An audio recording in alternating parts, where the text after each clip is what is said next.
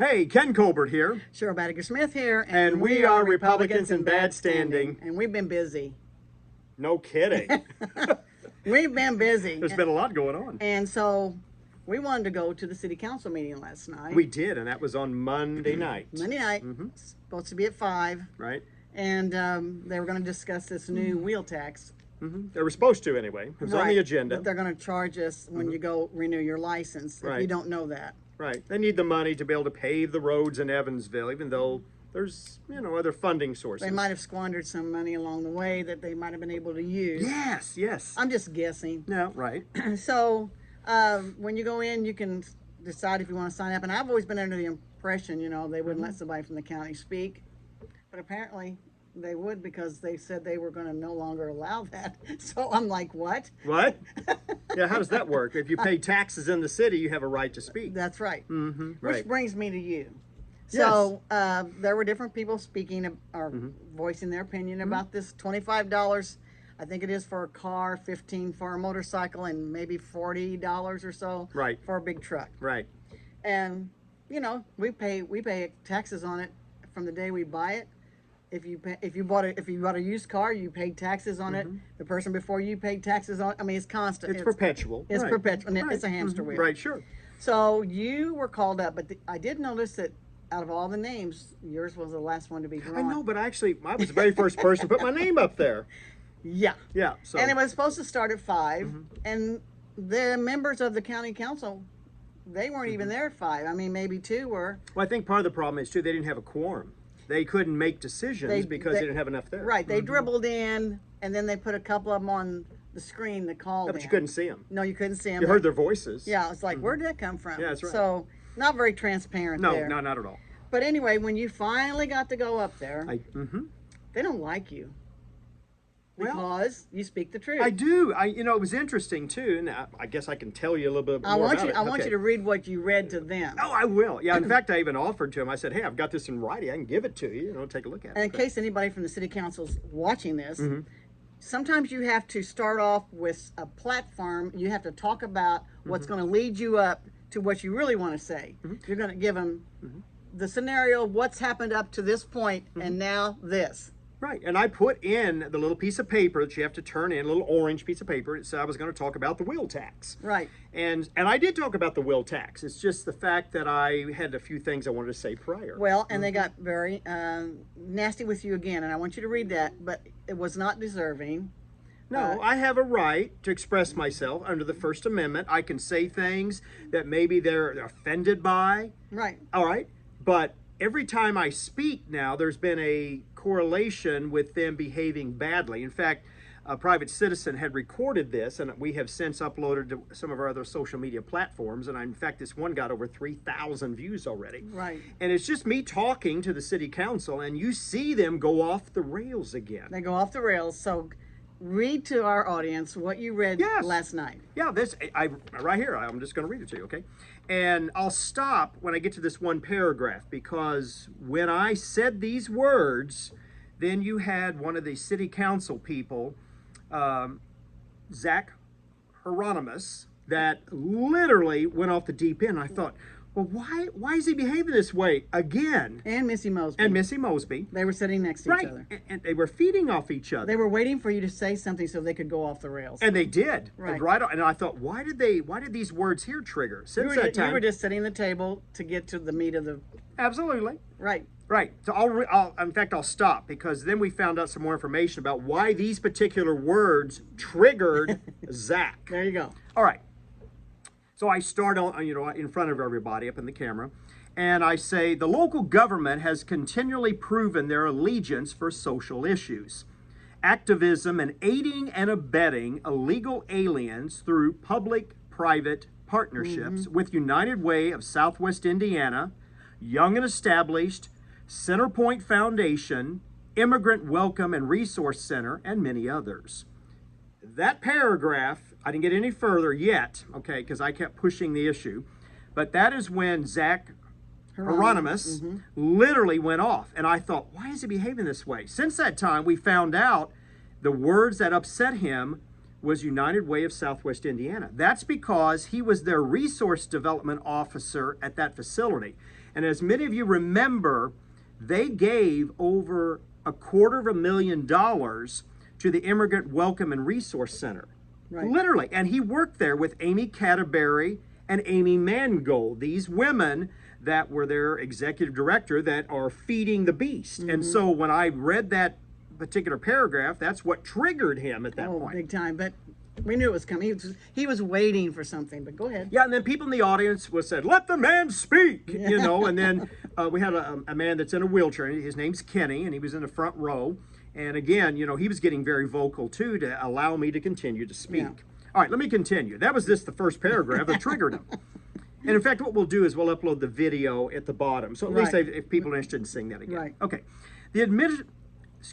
This administration has failed to provide basic city services, ignoring access to public records and arrogance to still attempt to implement a wheel tax to subsidize its incompetence by not balancing a simple budget. The Indiana legislature has shifted responsibility to this administration to further serve the community with our taxpayer money. That responsibility also includes accountability to the taxpayers, not social activism. You must cut frivolous programs that do not serve U.S. citizens living in Evansville, Indiana, and begin to fund simple maintenance of public roads. The casino money was allocated for basic city services. Instead, the money is misappropriated and redirected to pay for a $64,000 Christmas tree and a single-hole $275,000 porta potty for the drunks and the homeless in the Dora.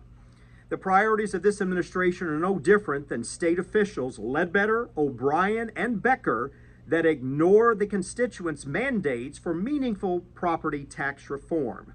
The Indiana Utility Regulatory Commission blatantly permitted CenterPoint to abscond our money for utilities while simultaneously giving money to the illegal aliens in Evansville through their foundation. You are not listening to Evansville citizens, but instead align yourself with Act Blue agendas and donors. Whether Democrat or Republican, the enemy to the people are on both sides of the aisle, and you will be replaced with public servants that represent the people. Your no vote on the wheel tax is expected.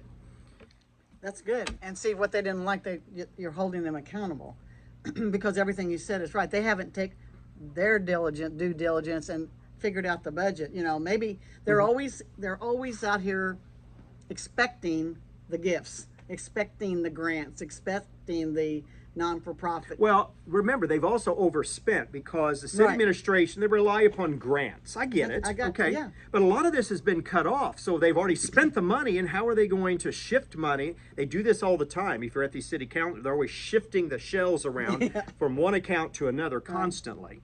You know, and now they're in a position where they can't even fund basic roads. So what do they want? They want to add more taxes rather than be responsible with the money that we've given to them. So when I got in there, I was the first one in the room. Right. And one girl from the city council, and and another girl came in, and I was talking to her about what you were, we thought was going to be on the agenda, and this girl from the city council said, "This is just our first reading tonight."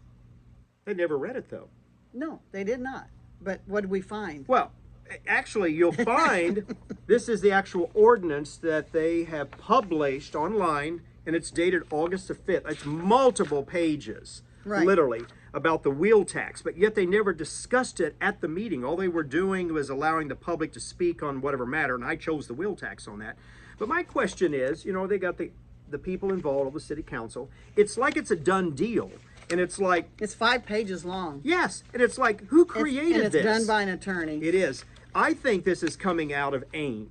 Okay? This is the organization at the state level that is orchestrating all of these municipalities all over the state about how they can do these things. Okay? The people that were supposed to be introducing this last night was Ben Trockman, Missy Mosby, Paul Green, and Zach Hieronymus. Not one of them spoke about it. Not one of them spoke about it. No. You know, and the responsibility on the agenda was they are going to discuss this. But they've already agreed, you can tell by looking at it, that they want to pass this thing without any input from the public. They constantly blamed the state. They took no responsibility None. for Zero. anything they might have misappropriated in Right. the past. Right, right, None. right. It's just interesting because now they're having to come up with funding because they have shifted other accounts into things that they were wanting. And again, it triggered him when I talked about them aiding and abetting the illegals. So we this- see it. Right, and if this is upsetting you, you need to be at the city council meeting in 2 weeks. 2 weeks from this past Monday, from yesterday. Yeah, again, because it's gonna be on the agenda for the second reading, and they're not gonna discuss it again, know. okay? And then the third one is when they'll vote. We didn't hear the first reading, so we may not hear the second, but more people Mm-hmm. there to voice your opinion, because most people are saying, you know, we've already had it up to here with Centerpoint. Now you're wanting to tax this when you already do a gas tax Mm-hmm. and another kind of all kinds of tax. We've had library tax. I mean, But what are we getting in exchange for this? I mean, now we have a big crater, as we talked we're about, in getting less downtown money. Evansville. We're getting less money in our bank account. Yeah, because of that. Exactly. And there's zero transparency because, again, we're going to talk about this later tonight, but we're finding out that some of this funding sources are coming from unelected officials. Absolutely. Through bonds and things that the state legislature has allowed these individuals in our communities to rubber stamp and tax us. Right. So this bill that passed has Yes. to do with the wheel tax. It does. Mhm. It's Indiana HB 1461, if you want to look it up. Mm-hmm. The short version is it's focused on road funding and other local government matters, has been signed into law. The bill modifies the Community Crossing Matching Grant Program. Probably has an acronym to it here. And it matches for the smaller communities, but also, allocating the first 100 million for the traditional program and reducing the match for smaller communities. I mean, I don't know where they get all this money, but it is what it is. It also addresses the vehicle excise and the wheel tax modifications, and it modifies the motor vehicle highway fund allocations and affects bridge maintenance responsibility and their responsibilities. Additionally, the bill includes provisions for township financial management and increase in the speed limit on I-465. I think Right. it's supposed to be, what is it, 70? Yeah, that's the loop around Indianapolis. That was just an arbitrary They just one sentence. Let me just throw this one in here. Yeah, so we can increase that. Yeah. But think about this. The state of Indiana went from a major surplus.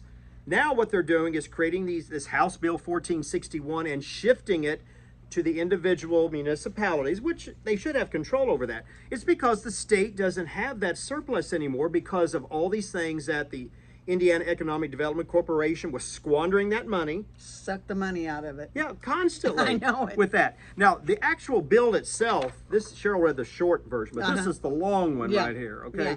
And again, it's legalese and et cetera. And they were touting it as being a bipartisan bill. Right, and they have the public law number is 173. Right, which means that the governor signed that into law. So anytime that legislation comes through, either through the Senate or the House, Right. and when the governor signs off, they'll create a public law and they go in sequence. Correct. So that's what that one's correct. about. That is correct.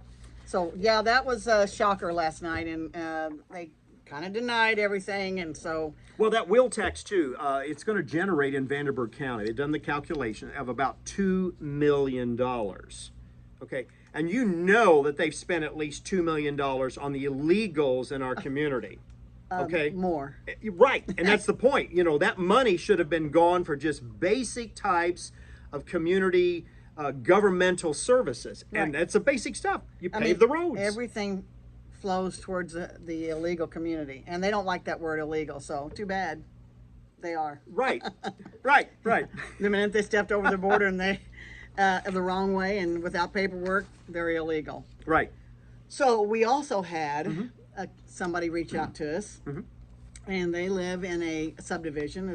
It's called the Kennel Estates. Right, off of Kratzville. Right, and I knew exactly where it was because I used to go to the Kennel Club all the time, and I thought it's so sad that they didn't keep up the Kennel Club, the restaurant, and the Things changed, though. everything changes. I know, but I was shocked. So she was telling me that it is horrendous over there. That the HOA, she's been there 5 years. nothing has changed. Weeds are up to the window, junk sitting around everywhere right. that belongs to the builder. I mean, junk. And she was beside herself along with everybody that lives there, and found out that the builder actually lives there. How can he face these people? I know. I actually went over, and then I uploaded a video because I was curious too. I have a lot of clients that I service in that particular condominium. All right. So as I'm driving through, and I put it on our TikTok. So we do have a TikTok channel, by the way. Yeah. And so on there, you're going to see a video of what these people are concerned about, including an abandoned boat trailer, porta potties, equipment.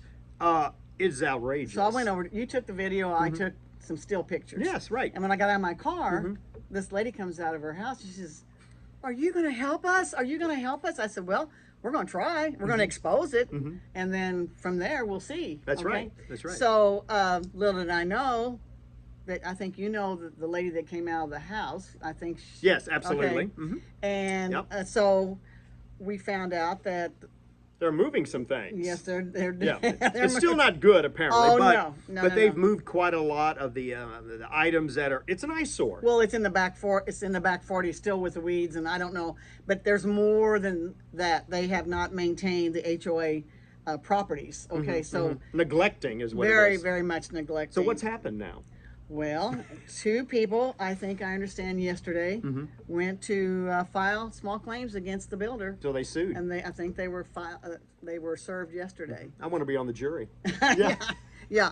I mean, do you not have a conscience, honestly? I know, this is ridiculous. I mean, this is supposed to be a very nice condo association, subdivision. I think they had to have special permission from what entity? The county or the city? No, this was City Council. The Area Plan Commission agreed to allow that development there, and of course they had their recommendations. Then it went to the City Council. The same people that are yelling at me at the public, they're the ones that approved this builder for this project. And now the builder is not living up, from my point of view, what I saw, living up to the expectations of the people that are paying that association fee to have a very nice environment. It looks like hell. It does. It's not nice. It's not nice. And shame on you. I agree. Dauby. Ron Dauby is the contractor. And I know you have other locations that don't look like this. I'm not sure why this one looks like this. But if I lived there, you probably would have been hearing from me for the last sooner than this. Yeah. And so the girl that talked to me told me that one house was for sale, two more is going to go up because they got to get out of there. They don't want that environment. No, because it turned something that could have been beautiful into ugly and very, very disrespectful of the community. It almost looks like subsidized housing. Right. I mean, so to me, when you drive through, I'm like, well, they're not maintaining this place. Well, that's just it. And a lot of them are older people because they want to buy condos. Right. No maintenance. They just want to live their life. Yes.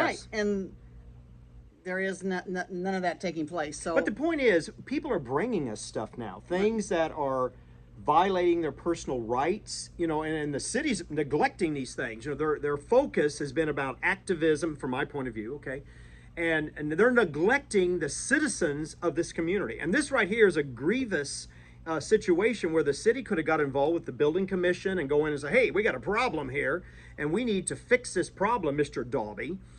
But they didn't do it, and now they have to sue. I'm one of those people that you can't understand. I think I've been involved in building 5 houses. Okay. Right.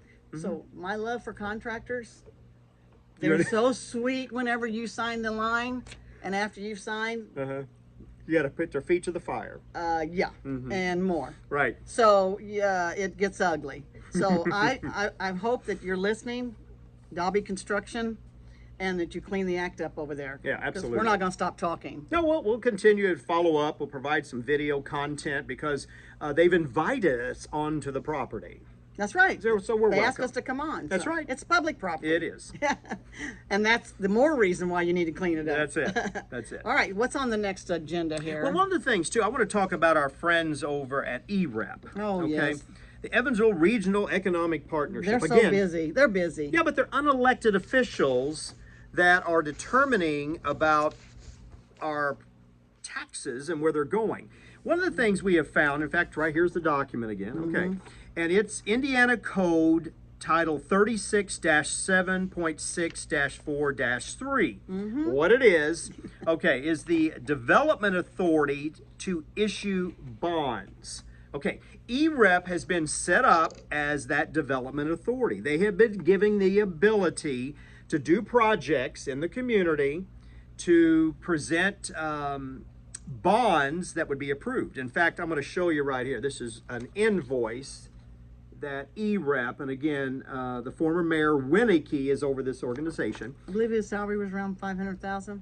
I think so. I think Yes, that's what it was exactly. saying. Yeah. Well, they just issued an invoice right here, okay? They issued an invoice to the Evansville Local Public Improvement Bond Bank. Okay, again, another layer within the city of Evansville. And they sent a bill for $50,000 for EREP to provide support in 2025. So again, if you look at their website, EREP's board, you're going to find all these people that are unelected officials. They represent the business community that are making decisions on behalf of the community. Okay? Right. Now, these five, I'm going to mention the 5 names, and I know these people, okay?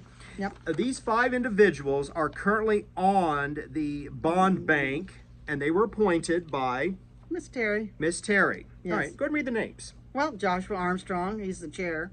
Right, and he's with on EREP. EREP, yeah. Right. Stephanie Rowland, vice chair.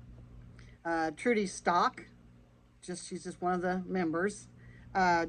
Jordan Whitledge, and Keith Patterson. Right, so these 5 individuals have been appointed by Mayor Terry onto the bond bank, okay? And so these individuals are the ones that are going to look at, unelected officials, that are going to look at bonding for projects in the community. Which brings me to a couple housing projects that they're trying to do within the city of Evansville. Correct. Let's talk about those. Well, go ahead, start with it.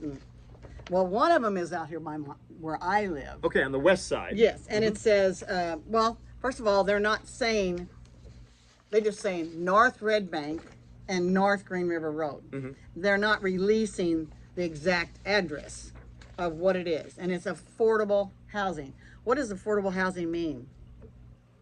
Income eligible, That's people what- that have no money. Yeah, Okay. yeah. And so who's going to live in there? Is it going to be Section 8 subsidized? Don't know. Who is providing the financing? The Who's going to own it? Is it a not-for-profit? Is it a government agency? Why are they being so First of all, secretive? I forgot to tell you, but I tried to peel back that onion. Yes. Too many layers right now to talk about of who owns it. Okay, so Well, it could be an LLC. It could be. I'll tell you about it later. Okay. All right. We need more information. We is what need you're more saying. information, yes. Okay. But I did have, here's what it says on, this is the one on the west side. Okay. What's it say? And it says the Nest, it's going to be called the Nest on Red Bank, 17.7 million market rate multifamily development is planned to be located on Red Bank Road. Not much room on Red Bank Road. The development has received pre-commitment for a $3.4 million READI grant. Here we go. That's government subsidized. There Keep you going. go. Yeah. From the state to support the construction of 96, just shy of 100 apartments. The exact location has not been announced yet. No, because they'd probably be down their throat when they find out. I mean, there's some places on Red Bank that we're not sure.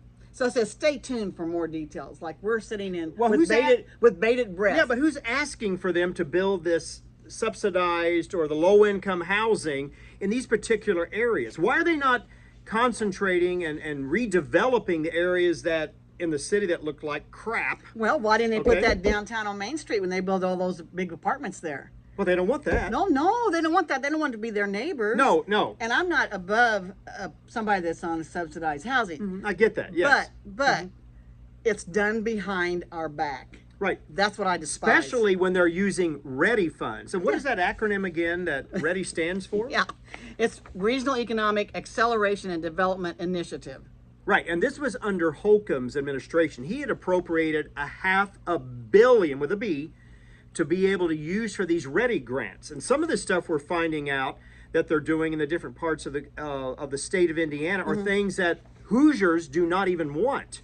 Oh, I know. That's why when I looked on the READI grant, the READI board, I was like, why is Posey County on there, and why is Gibson, and why is Warwick, and then we got the city of Evansville, then we got the county of Vanderburgh, and then I read on the first or the second bullet point, the regional approach of READI. Yes. The program encourages neighboring communities to work together and develop shared visions and plans for the future, rather than focusing solely on an individual community needs. Again, Beth McFadden, Jason Puckett, Jennifer Rickard, Jim Ryan, and Evan Beck, as far as I know, they weren't elected. No, they're not. And these are people that are on the EREP board. Okay, they've got all these different counties represented. But these individuals, unelected officials, are the ones that are determining where the state READI funds are going to be appropriated within the community. This is something, if it's my tax dollars, I want to have direct contact to have them yell at me at the council meetings, as I'm asking questions about it. But apparently these individuals have been given the perceived authority based upon the Indiana Code to determine where my tax dollars are going, and these are unelected officials. Right. So when you say North Red Bank, it could be anywhere from Lloyd north, and if you go pretty far north, there's a lot of vacant ground, and they just built $1.5 million, if not more, house on the last homes that you could go tour through. I mean, if I had a home that was $1 million home, I probably wouldn't want an apartment complex at 96. No, totally. But see, what you get into, you're going to have the people on the Area Plan Commission that are appointed by our elected officials that are going to rubber stamp these things, and then they end up going from the Area Plan Commission either to the city or to the county. And if it's out in the county, obviously you're going to have the 3 board members that can either rubber stamp or say no to these construction projects. Red Bank Road, as far as I know, is right where the city line is. So they were, let's just see where it ends up at. I don't know. If it's in the city, I guarantee you that those 9 people on the Evansville City Council, and they've already proven themselves, that they do not want the involvement of the community. No. They're going to rubber stamp these things. Exactly. And who is profiting off of this? This money that they're generating. And who wants to live in an apartment? We should be able to have our own sovereign homes, and what are they doing? They're trying to pigeonhole people to move into apartments where they're more easily Well, first of all, controlled. when you come out to Red Bank, you better be able to drive, because you're not walking in the city anywhere. Oh no, right. So it's a whole bunch of things that's goes through my brain here. But it also, part of this READI, it says that they address housing needs by restoring historic properties. That sounds good. And construction of new housing options. Right, and that's what their focus is. And that's what they're doing. And they're going to grab that grant money, and they're going to stuff it down our throat. So now, though, speaking of that renovation stuff, we do have an organization within the city. It's known as the Department of Metropolitan Development. They've been around a long time. Right. They got a board, and they determine about restoration of projects and properties. In fact, they just recently had a meeting too. Okay, it was actually, I think it's today, wasn't it? Yes, it was at 3 o'clock. At 3 o'clock. Of course, I didn't see it till 4 o'clock. No, exactly. So it was like too late, to go and attend. I know. But again, part of it is where they're giving money for, and I love this idea about having individual homes, because this is the way that American society should function, not in living in apartment complexes. Okay, but as you know, in the past, I was president of Hope of Evansville. We provided down payment assistance. They're still doing this. But I was looking at the agenda, and I started looking up all of these houses that they're generating, rehab. We're talking anywhere from $10,000 to $42,000 of taxpayers' money that are renovating these homes into particular areas. Now, do they have to live in the home?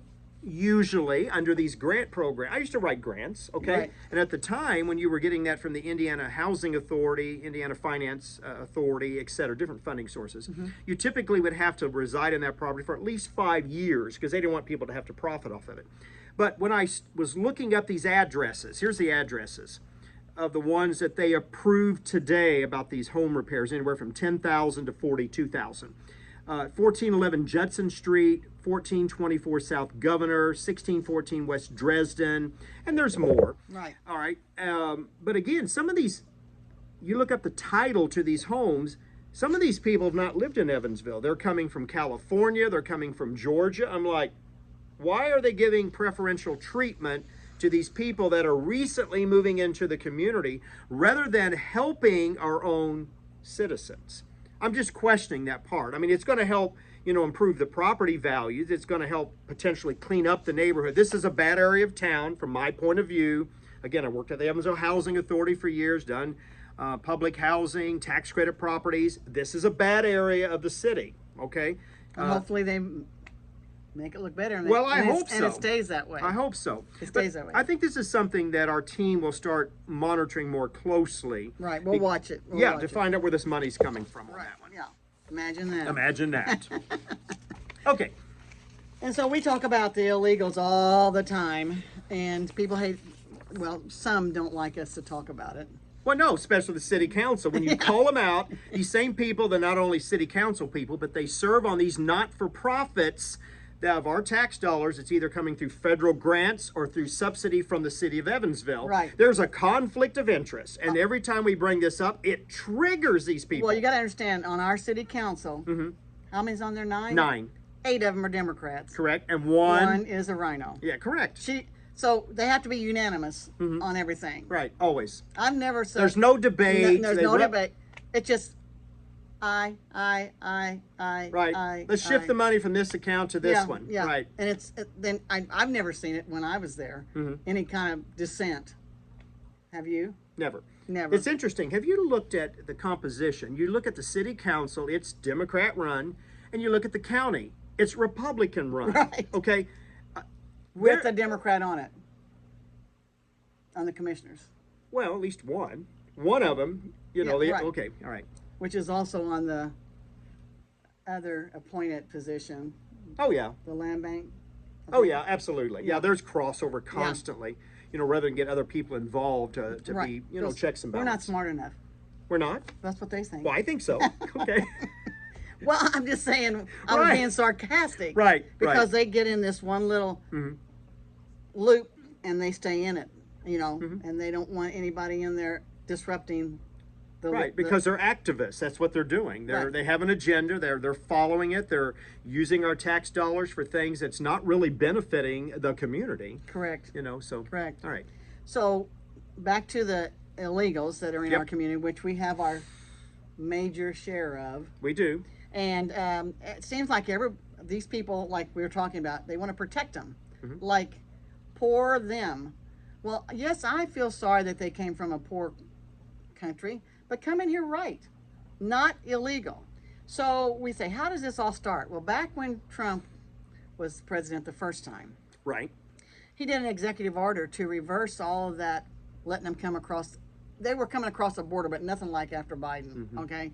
But so he did an executive order number 13880, and it was issued on July the 11th of 2019. But of course, the Supreme Court slapped him down because they. This was about the census. Yes. Right, yes. the 2020 census. Yes, yes. Okay. And so they're talking about him right now, like, oh, you're gerrymandering and all this kind of stuff, which is exactly the guy Pritzker in Illinois who's griping against Trump. He did it himself. Right. The whole Chicago. Oh, right. They're hypocrites. Which is why 2 counties want to come over to Indiana. Right. Get out of that hot mess. So they didn't give Trump everything he needed back then, but he did get some of it done. But come along and the stolen election. Yes. Here we go. And I think you raised your hand as the president in January. Well, wouldn't you know, on January the 20th. Right after he was installed. This is what it looks like for Trump. A bunch of, it's pages, okay, and it talks about, you know. But this is what it looks like for Biden. A little seal, you got that? So under the seal it says, this is his executive order, it's 13986 on January the 20th. Probably the same day he was sworn into office. Right. This one says, according to the census, requires the counting of non-citizens in the U.S. census and for the apportionment of congressional representatives. Right. They're allowing illegals to be counted so that they could have more representation in Congress. This is what the whole thing's been about. Whole thing. And we're talking millions have come in. Intentionally. Oh, right. Of course. Right. And this is why the state of They Indiana flew them in. They drove them in Correct. buses. They watched them walk across and drown in the river. And their people bringing kids that weren't even their kids. Right. Knowingly. Tracking. You know, they're, you know. Yes. So this has got to stop. So right now, they've got zero Coming across. coming across the border, and they have our military down there as well as the. And we're sending these people back. Yes. Right. Yes, and all these other ones who have been living off the funds, Yeah, our money. they're crying. They're crying. I know it. I love it though. It's We're time to cleaning grow- this mess up. We have to. We have to. I mean, how many times have you been driving around and see a car with no license plate? Or those paper ones you can't read. Yes. Yeah. And today, I believe it was just today, Right. I have to go the back way to get to work because of all the construction. I get to where I have a light, okay? And this person in front of me is going the other direction. And I can see, I'm reading his body language, and I think he was illegal. And he locked it up thinking, oh, I didn't turn.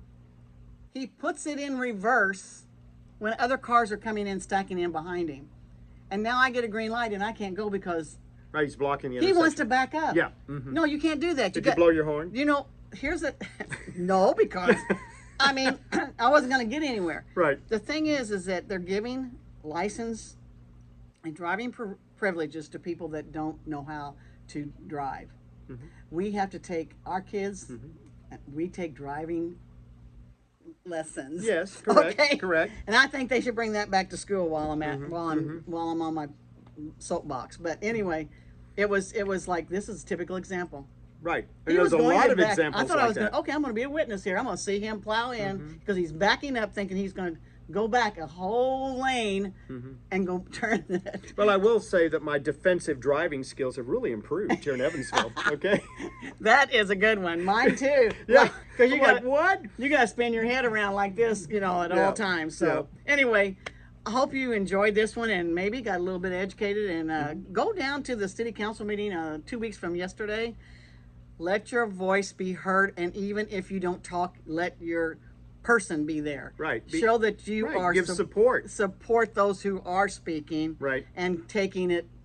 Yeah, we're taking the slings and arrows right now. Okay. Yeah, we are.